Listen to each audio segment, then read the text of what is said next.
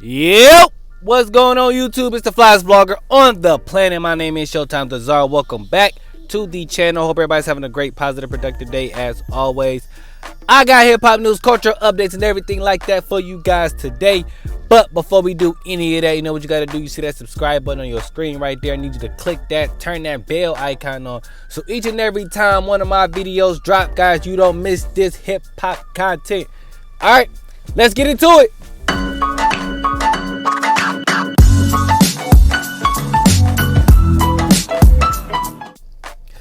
Alright guys, so let's start this thing off by talking about Nick Cannon, aka No Condom Nick. Now, I did speak about this situation a few videos ago, but because he's trending, because he was on a Breakfast Club and he spoke about his opinion on monogamy and why he has so many kids. Take a listen. I've lived into something else. That's why I do it, man. It's not the number of kids, though. I guess people question the different baby mothers. That's what. But why do people question that? I mean, because that's a Eurocentric concept when you think about the ideas of you're supposed to have this one person for the rest of your life, and really that's just a classified property when you think about it. I mean, when you go into that mindset, if we really talking that talk, just the idea that a man should have one woman, we shouldn't have anything. I have no ownership over this person. If we really talking about how we coexist and how we populate, it's about what exchange can we create together. So I've never really subscribed to that mentality. Mm-hmm. You know what I mean? I understand the institution of marriage and stuff, but if we go back to what that was about, that was the classified Okay, I feel like a lot of this conversation comes from women, right? Women think it's disgusting for men to have multiple kids by multiple women, right? They just don't like that idea that men are just around here being fruitful. They just think it's just not sanitary, the women is nasty, blah, blah, blah. I look at it like this, right? If everybody involved in this scenario is okay with what's going on, what's the problem? If Nick Cannon is being honest with these women, hey, look, this ain't no relationship. We're not married.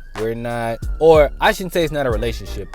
It's not your traditional relationship. That's not what they're into. That's not what we're into. That's not what we're doing.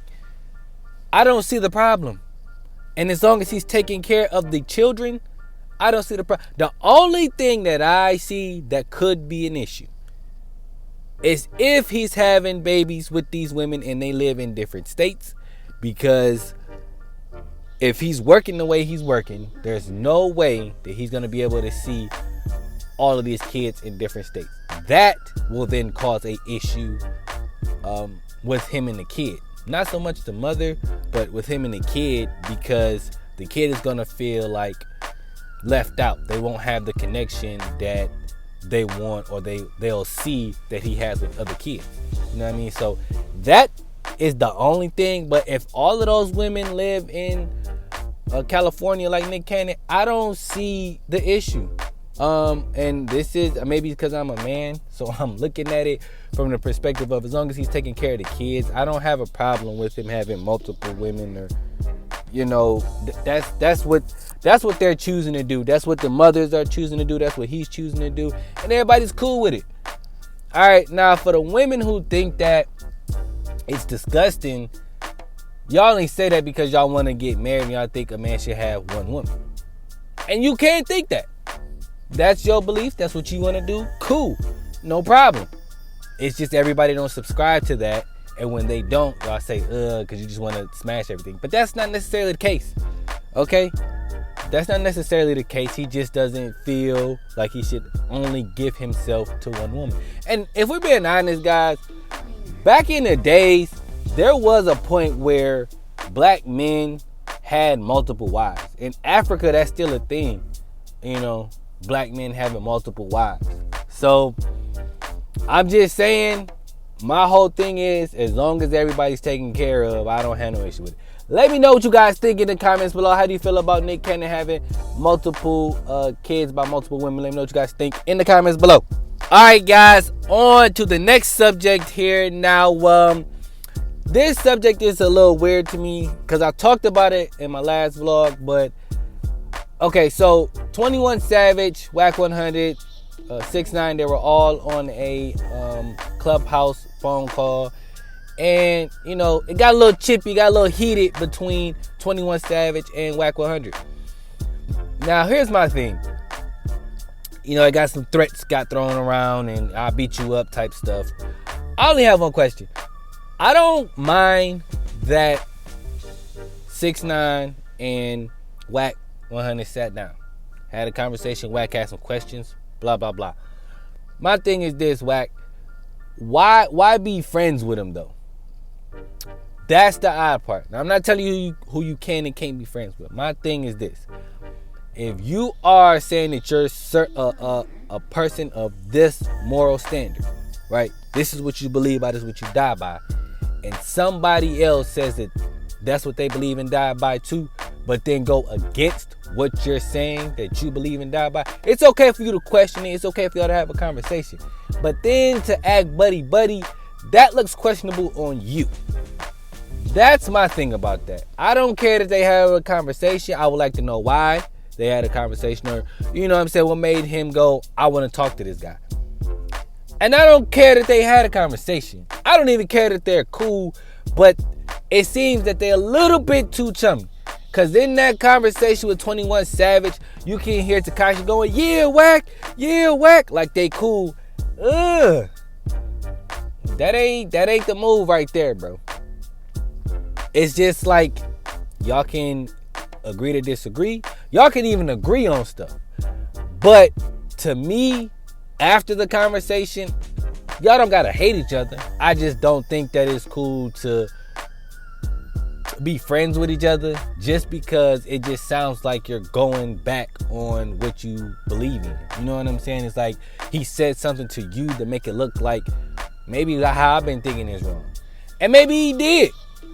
All I'm saying is say that though. You have to let people know that, hey, you know, after talking to him, guys, he got an actual pretty good point of blah, blah, blah, blah, blah, blah. You know, so maybe we should rethink this. I'm just saying what he said wasn't wrong, blah, blah, blah, blah, blah, blah. Then it doesn't look like you just, you know, was just like, well, F what I was thinking and F what I've been thinking for my whole life and F whoever thinks like that. You know what I'm saying? Because now you just giving a big middle finger to everybody that you've been rocking with over the years and people who look up to you because one person made you change your mind. And I'm not saying he made you change your mind. It's just like, it just looks suspect. You know what I mean? It just looks weird that all of a sudden now y'all tight after one conversation, and it just looks like, you know, everything that you've been standing on, he went against it, and you're okay with that. That's all I'm saying. Let me know what you guys think about Wack 100, 21 Savage, Tekashi 6ix9ine. Let me know about how you feel about that conversation in the comments below. All right, guys, and the last thing I want to discuss with you guys today before I get up out of here. So I've seen Trey Songz tweeted like a week or two ago that why don't we put Bruno Mars in the R&B category, right? A lot of people don't like Bruno Mars because they feel like he's a cultural appropriator, meaning that he doesn't show appreciation to the culture, or he's not, you know, shouting out the guys that make him sing the way he sings or give him the soul and the rhythm that he does, which is black people, right? He's inspired by black music. Here's my thing. I don't feel like he's a cultural appropriator because I do feel like Bruno Mars always shows love to the people that came before him that make him sound the way he sounds. That's number one. Number two, I think Bruno Mars is in the R&B category. I think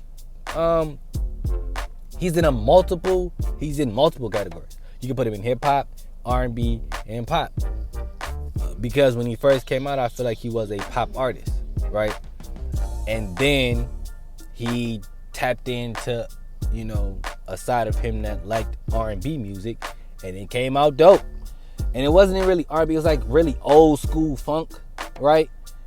And it sounded dope. He was doing it. It was like 2015, 2016. He was making like a funk music, and people was rocking with it.